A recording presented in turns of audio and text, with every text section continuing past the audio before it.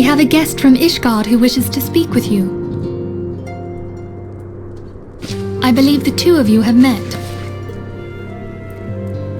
We have. I had hoped to speak with Commander Leveilleur as well, but I cannot afford to wait any longer. The Lord Commander sent me hither to request your aid in a matter of grave import. You see now why I had Tataru summon you. Now that we're all assembled, perhaps you would be good enough to elaborate on the nature of the matter which brought you to us. The Observatorium's astrologians have sounded the alarm. Last night, the Dragonstar burned with an intensity not seen in 15 summers. Not since the Dravanians engaged the Empire in the Battle of Silvertear Skies. The northern sky doth burn full bright upon the Wormlord's call. The red behemoth beckoneth, and flame consumeth all. The old Curthan rhyme, aye. The brightening of the dragon star is said to accompany the roar of a great worm. The astrologians believe that it was Midgard Soma himself who cried out on this occasion. After an absence of centuries, the King of Kings did return to lead his kind against the might of Garlemald, only to fall in his duel with the Agrius, proud flagship of the Garlean fleet. Devoid of life, his corpse remaineth entwined about the Magitech monstrosity even unto this day. Ariange has the right of it. Whatever this alteration in the Dragon Star portends, the Great Worm has shown no sign of life. Tataru, have the Domans reported aught out of the ordinary?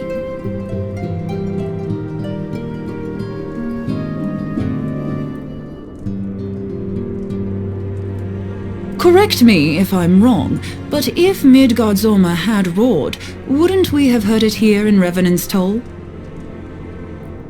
Roar is but a figure of speech. Dravanians can communicate in ways beyond our ken. It is for this very reason that we are forced to look for signs in the heavens. We cannot say with any confidence that a great worm roared at all, much less that it was Midgard Soma. Only by directly examining the Keeper of the Lake can we be certain. However, it will take too long to gain the Holy See's approval to dispatch the Temple Knights. Therefore, Sir Emric would entrust this task to you. Do you accept?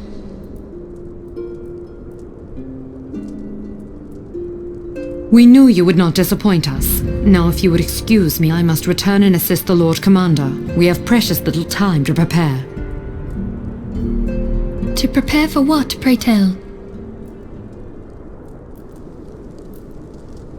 When a great worm roars, his brethren cannot choose but answer. We prepare for battle.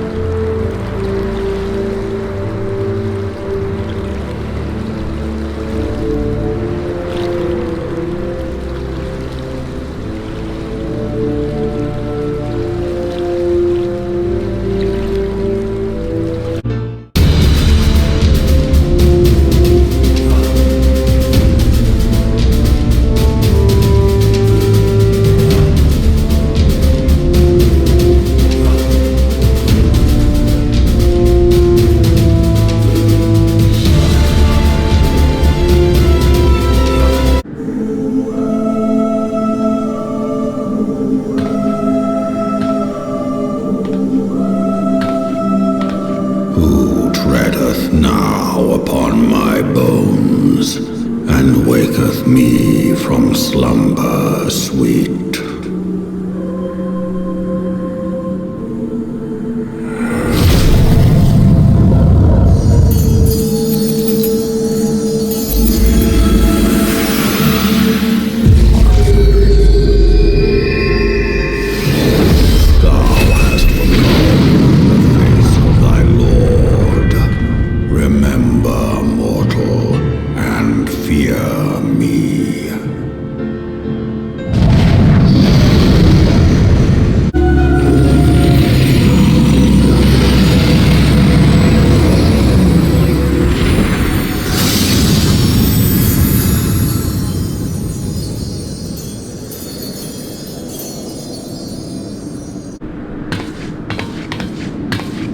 By her gifts hast thou earned a moment's reprieve.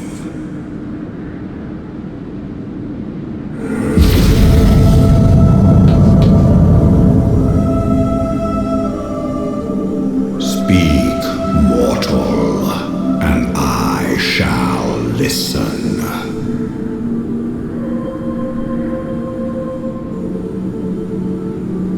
Guided by a star.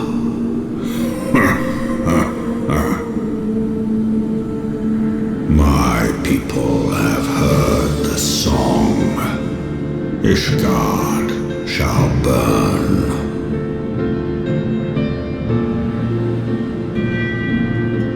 Sons must answer for their father's misdeeds. We do not forget. We do not forgive.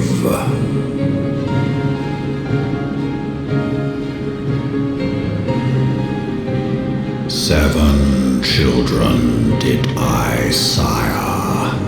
One now singeth of retribution. I rise to join in the chorus. Thou art powerless to silence us, mortal. Yet thou shalt not live to labor in vain. Thy reprieve is at an end.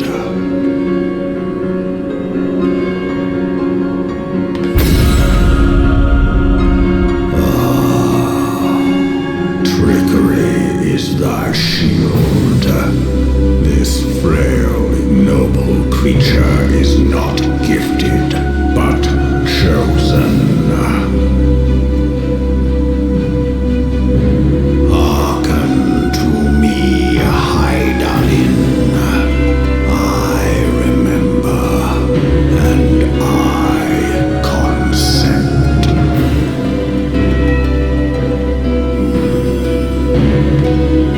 Fear not, mortal.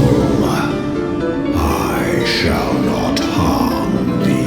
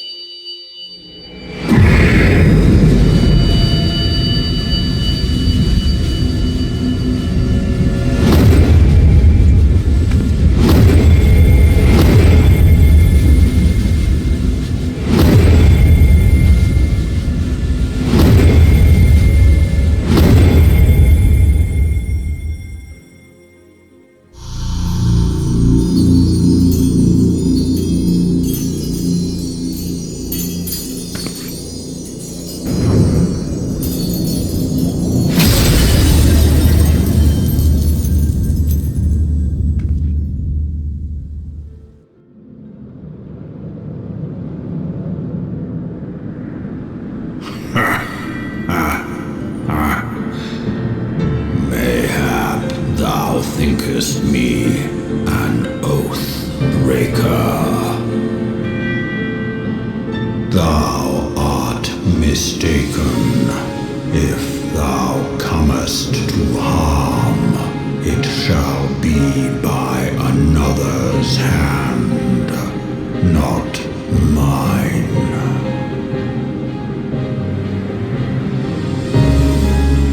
I did but strip thee of thy mistress's feeble blessing. Thou didst profit much by her grace, but no more.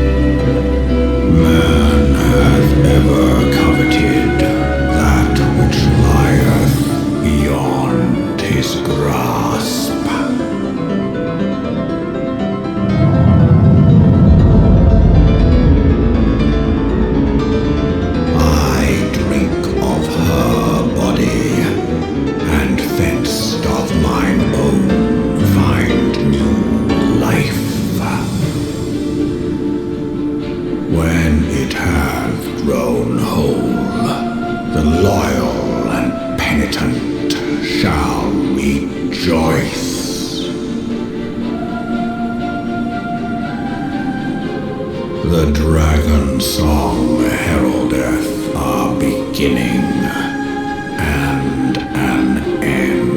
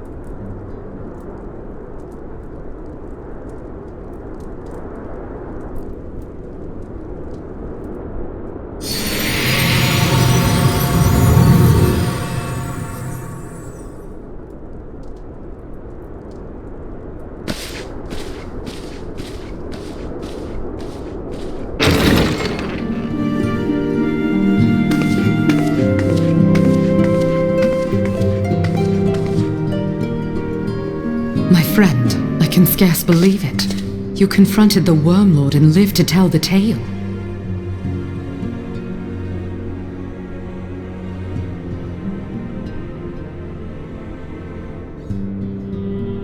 I give thanks to Helone for your preservation. It is our sole cause for gladness. Your encounter with the Keeper of the Lake served to confirm our fears. A great worm has roared, and it makes little difference if it was one of the two in Eorzea or any other. The Dravanians are coming. I am told that Ishgard has magical defenses against Dravanian attack, though I am not privy to their exact nature. Will they be enough to repel a massive force? Ishgard has weathered countless assaults over centuries. This will be no different. And now that you have confirmed the threat, none can ignore the Lord Commander's calls for the wards to be strengthened. I dare not presume to speak for him, but I expect the Lord Commander would sing your praises. I must away, but we shall meet again soon.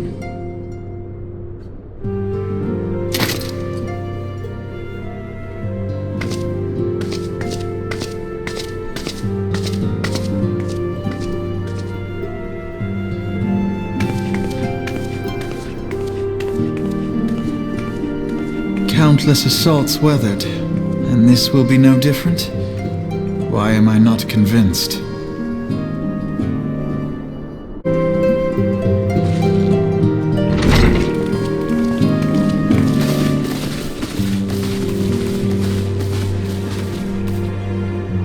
Now that everything's calmed down a bit, relatively speaking I mean, I thought it might be a good time to share our progress on the weapon. I believe we're on the verge of a breakthrough. Well, don't keep us all in suspense.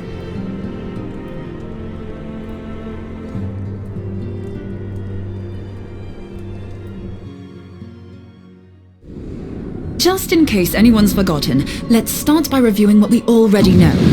So, an Ascian is an immortal because its soul doesn't return to the ethereal realm when its host is defeated. Instead, it flees to the place that lies between our world and the void. Therefore, the first step to permanently defeating an Ascian is preventing its soul from making this journey. And if you recall, when we last gathered here, I had verified that white auracite has adequate capacity to entrap the beings, albeit only briefly.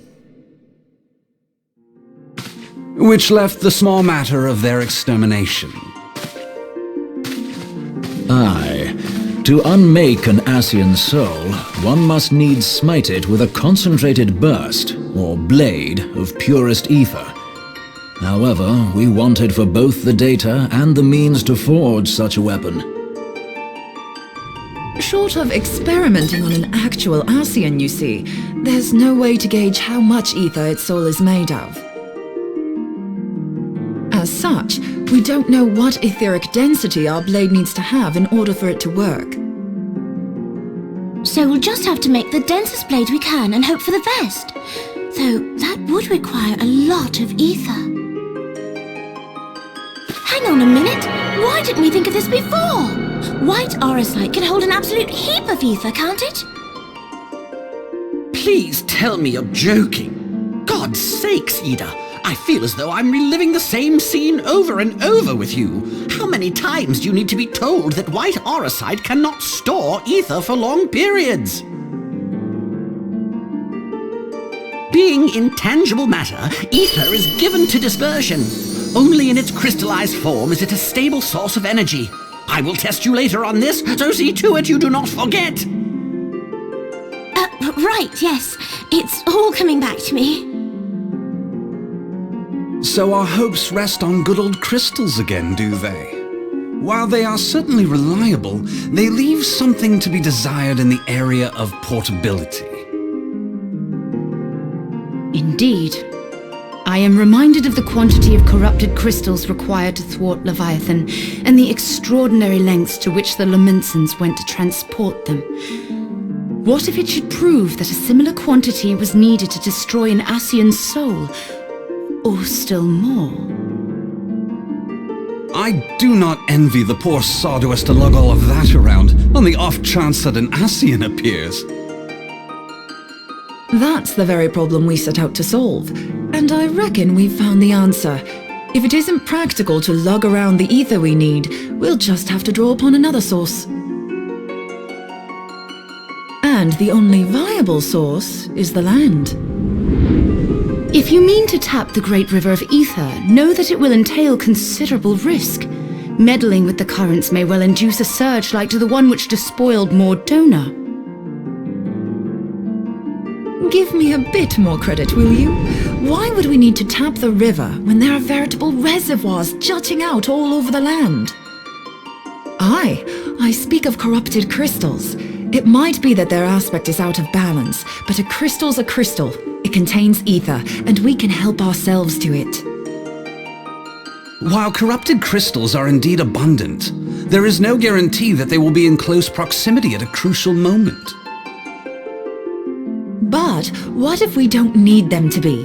What if we could tap their power from afar? A malm away, say? If we could do that, we'd have ready access to ether aplenty in almost every corner of Eorzea.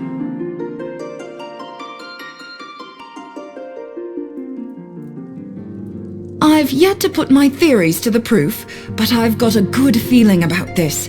If no one has any objections, I'd like to see where this avenue leads.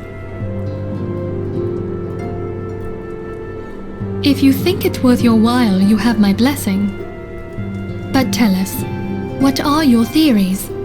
I, for one, am most eager to understand the process, however vaguely. I thought you might say that, but no one wants to listen to boring old theories all day, do they? I know I don't. So with your permission, I'd like to try something a bit more hands-on. I've already built an etheric siphon especially for this purpose, and I've been meaning to try it out. Thing is, the profusion of corrupted crystals in Moenbryda makes it something of a high-risk testing ground. If anything goes awry with the siphon, it would be better if it didn't happen within spitting distance of quite so much ether. Ideally, I need an isolated specimen. Does anyone know where I can find one? May I suggest northern Thanalan? There you will find corrupted crystals of middling size, standing a reasonable distance apart. Ideal for your needs, I should have thought. Oh, and if you do elect to visit the place, I should be much obliged if you would assist me in another matter while you are in the area. Has something happened? Movement has been observed at Castrum Meridianum.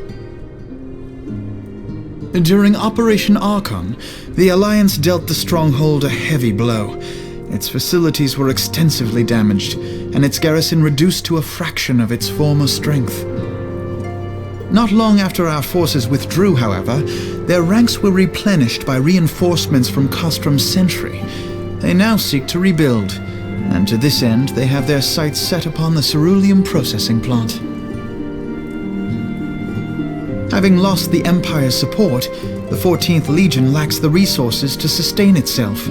To them, this is a bid for survival, and they will doubtless fight like desperate men. Though I have dispatched the Crystal Braves, I fear their strength alone may not suffice to stay the Imperial assault. I would request the Scion's aid in the defensive effort. If I didn't know better, I'd say you were trying to inveigle us into fighting your battle with the promise of shiny crystals.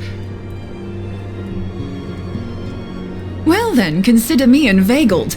I won't lie, the crystals you speak of sound perfect, so the Garleans have to go. Besides, we can't afford to beat about the bush.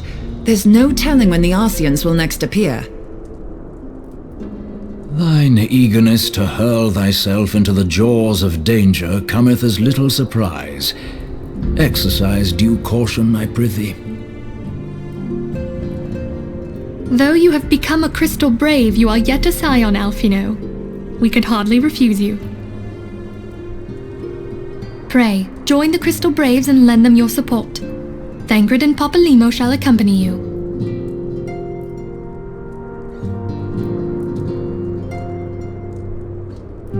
Ida and Yashtola, in the meantime I would have you assist Moenbryda. Scout out the crystal clusters, that the testing may commence as soon as the Garlean threat has been eliminated.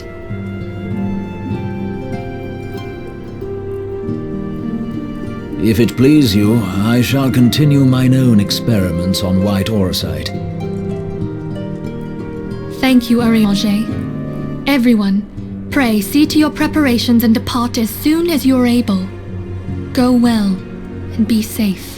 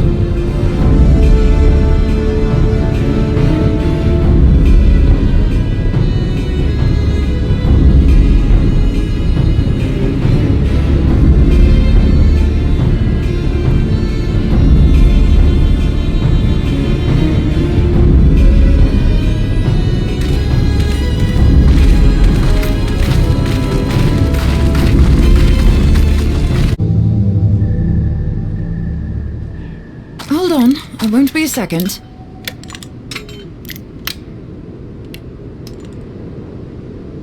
The beast seemed peckish, so I gave it a taste of my axe. I know, as Urianger never tires of reminding me. An axe ill becometh the hand of a scholar. What can I say? I like axes. To hear my mother tell it, I came into this world holding one. And it's not as if it stopped me picking up a quill, is it? I often think of the man who introduced me to the joys of learning. He's one of the reasons I decided to come to Eorzea. Him and my excruciatingly stiff childhood friend. Considering how unalike we are, it's a wonder we ever got on. The world's a strange old place, isn't it? Aye, that ought to do it.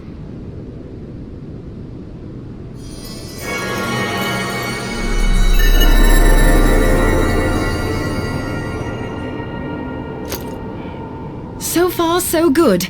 At these concentrations, it shouldn't matter too much if something goes awry. Just enough ether to make it interesting. Did you see that? The way the crystal glowed? The siphon works, I'm happy to say. With a few refinements, it should satisfy our appetite for ether, which just leaves the small matter of forging our blade. I'm not sure how to go about it just yet, but I swear to find a way. I'll put a blade in your hands if it's the last thing I do.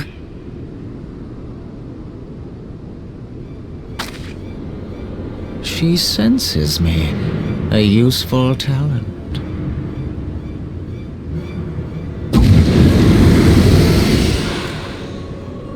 An Ascian, are they onto us? By your brand, I see you are an Archon of Sharlayan, keeper of knowledge, seeker of truth, meddler. I don't know what the hell's you're saying, but I don't much like your tone. Your instincts serve you well. But come, be not unsettled on my account. That lovely brow was not made for frowns. But I waste my breath. Let me direct my words to one who understands them. We meet at last, warrior of light. I am Nabriales. And you have long been a thorn in my side.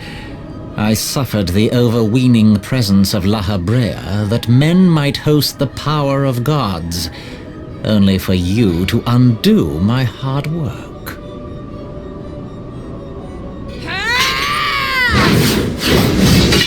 Oh, bugger. Do settle down. You must concede that I acted in self-defense.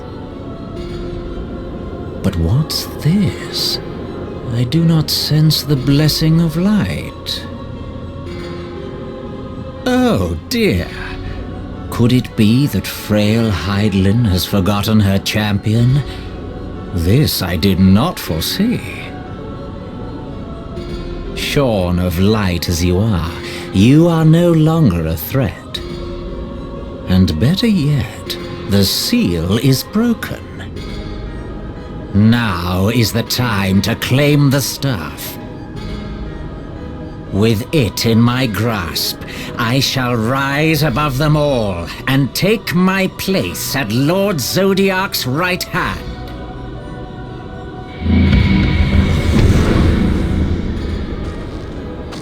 What did that bastard want with us?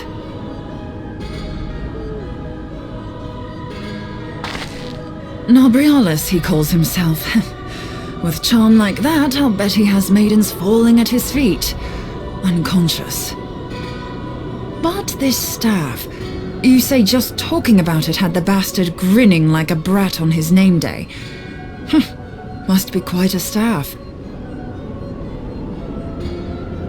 Oh, gods! He means Tupsimati, Master Louis Soir's staff! Minfilia's in danger! We have to get back to the Rising Stones!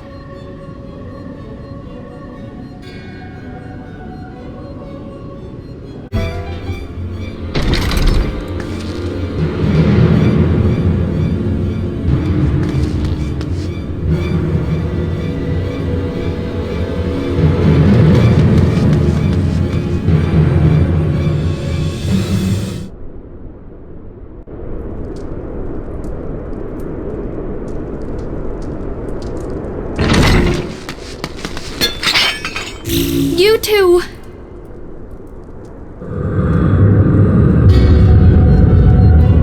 So, you were able to divine my intent. What now, warrior of light? Ah, but that name is no longer fitting. You have become decidedly dull, and quite incapable of barring my entry. What do you mean?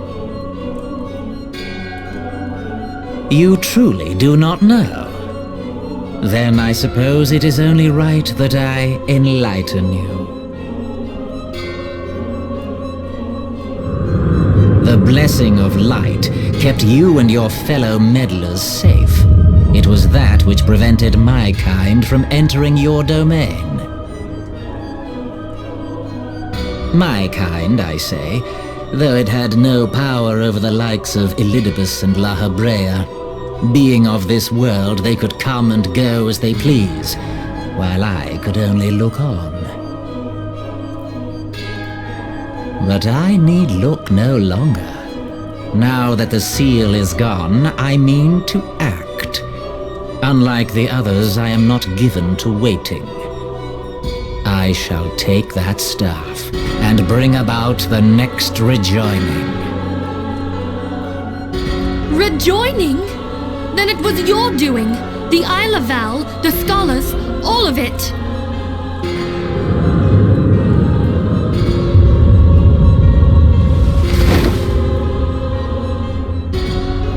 You will not harm her!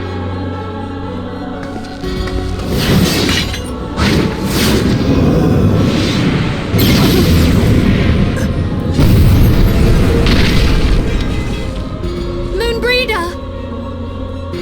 Why must you insist on forcing my hand? Did you learn nothing from our last meeting? Ah, but I forget. My words fall upon deaf ears. The staff is but a broken relic, a memorial to the departed. What possible use could you have for it?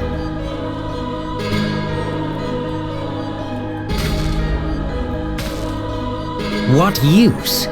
You mean to say that all this time you kept the key, never knowing what it was you possessed? The staff Tupsimati, or rather the stone tablet it bears, is host to a great power. Together with the horn, it can be used to draw vast quantities of ether from its bearer's surroundings. How else do you think Louis Soir was able to invoke the power of the 12 without making them an offering of crystals? Summoning requires not only prayer, but a profusion of ether. Even a child knows that. If I did not know before, you may be certain I do now. But above all, I know that we cannot allow the staff to fall into your hands. I will die before I let you take it. Insufferable woman. I would happily end your miserable life here and now. Alas, Elidibus would never let me hear the end of it. Very well. If you will not part with the staff, I will take you too.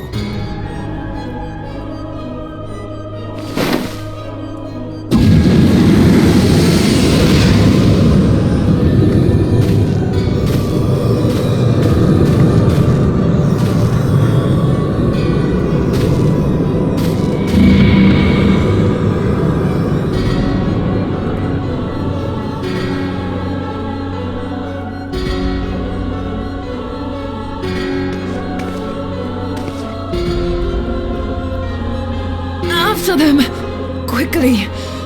Before the rift closes!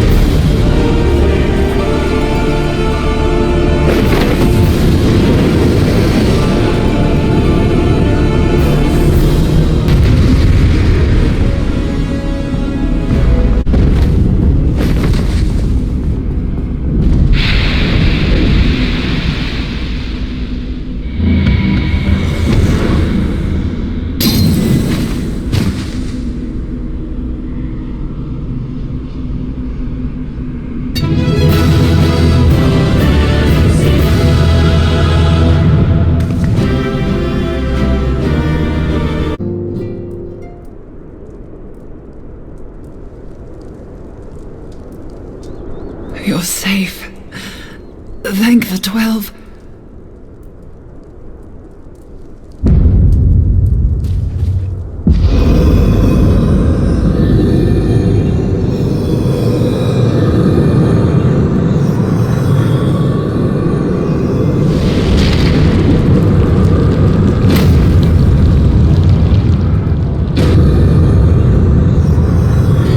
You may have bested me this day, but what of the next?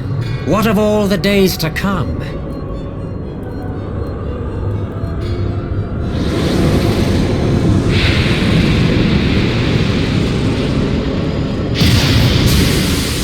Remember, light no longer holds sway here. I may return whensoever I wish, again and again and again.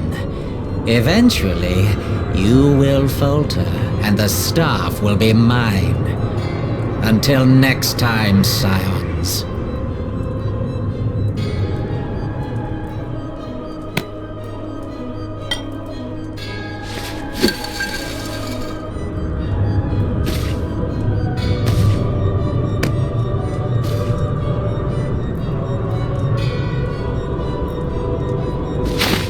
There will be no next time. This is the end.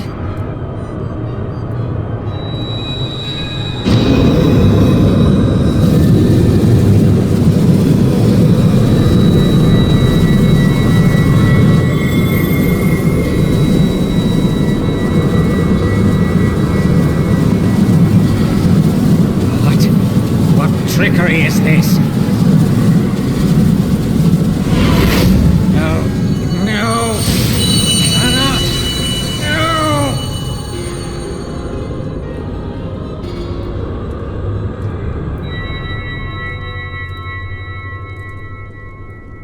Use Tup Samati to gather Aether! Quickly, before he breaks free!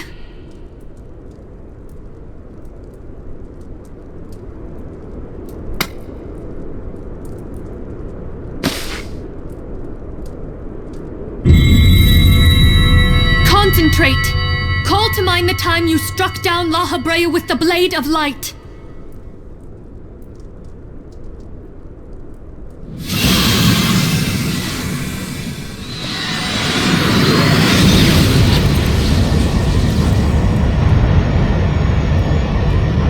Won't it work? Is it because we lack the blessing of light?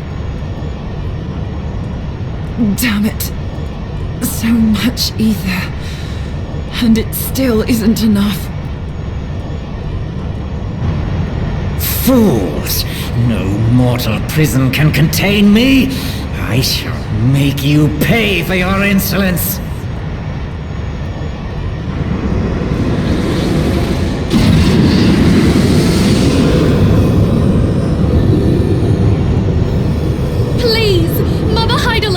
Hearken to our plea. Lend us your divine light.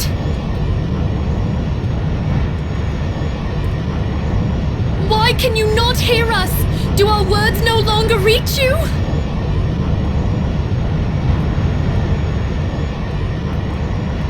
If only we had a bit more ether.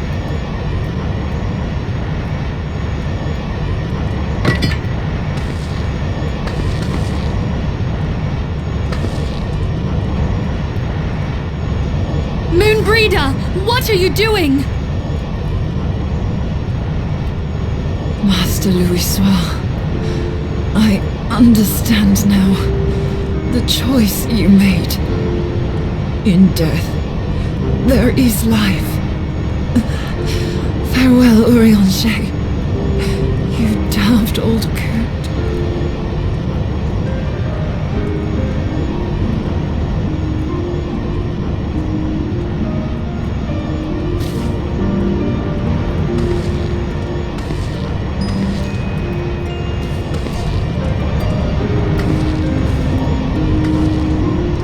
Moenbryda, no! You mustn't!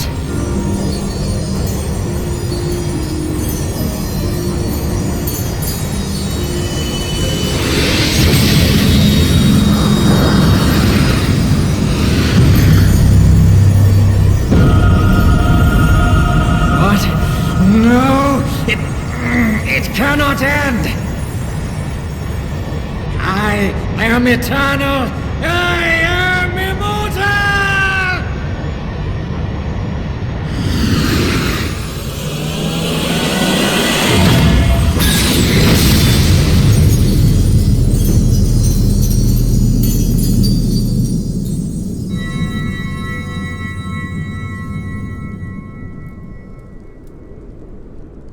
Moenbryda.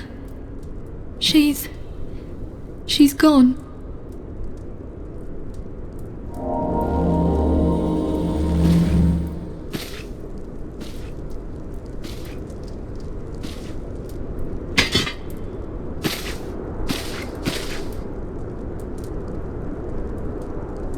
You did it, my friend. The Ascian is dead.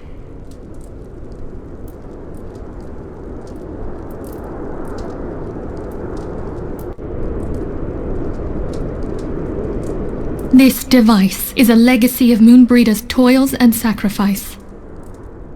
I shall hold on to it for safekeeping. Minfilia, are you all right? I am. Oh, we were surveying northern Thanalan when we received the distress call. We returned as swiftly as we were able. It seems you have everything in hand, however. What happened here? Where is Moenbryda?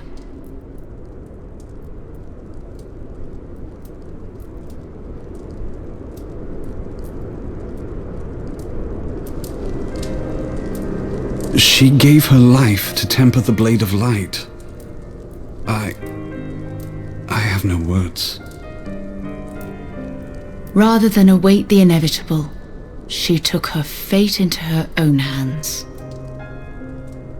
Does Ariange know?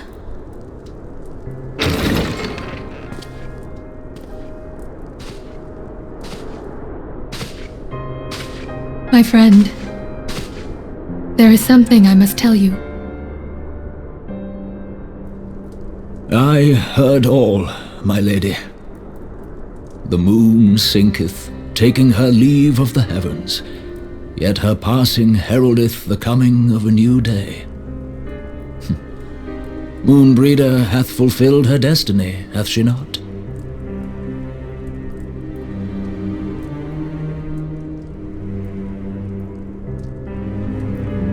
Long ago, far across the seas in the Sharlayan motherland, Moenbryda and I did study under the sage tutelage of Master Louisoix.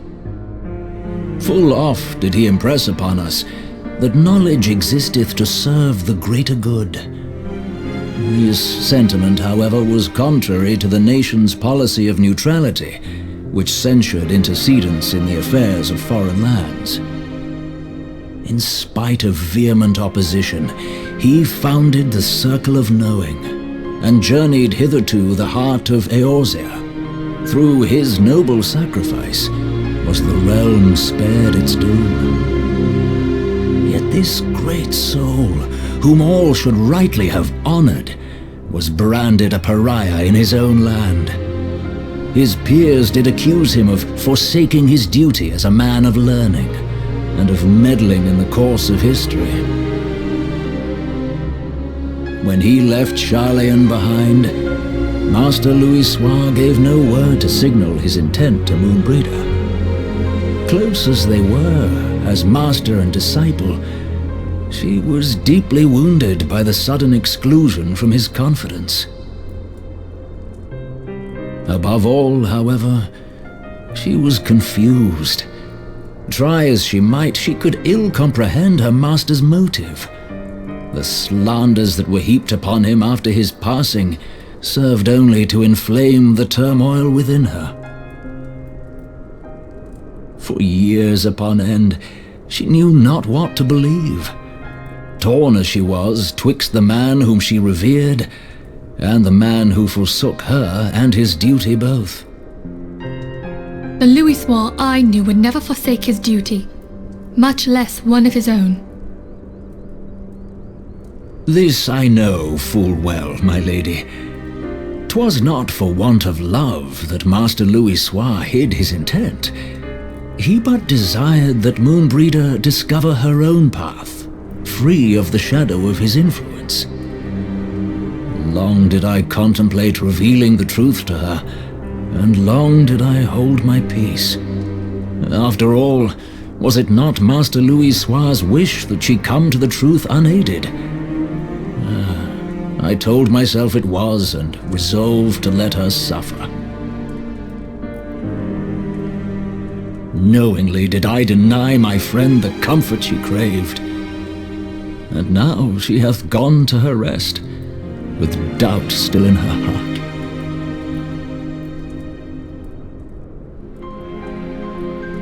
Speakest thou in earnest? Did Moenbryda truly come to understand Master Louis' will before the end?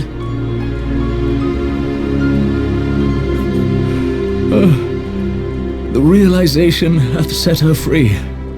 She may now find the peace which hath for so long eluded her. Oh, Moenbryda, my dearest, how I shall miss thee.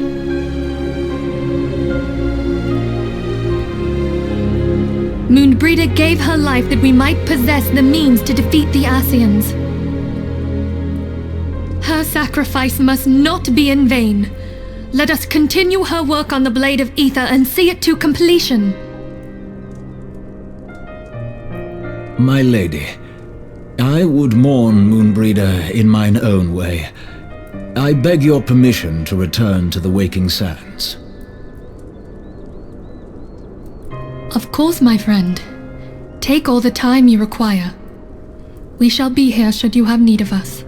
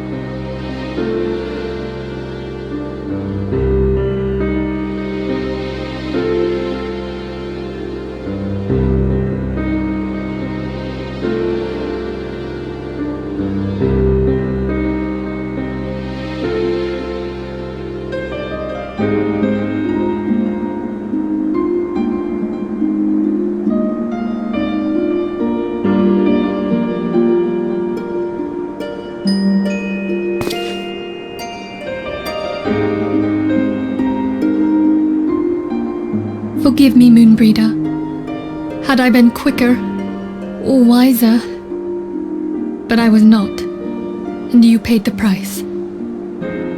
But you would not suffer us to wallow in our sorrow, would you? You would tell us to pick ourselves up and get on with it. And so we shall. We shall defend this realm and her people to the last.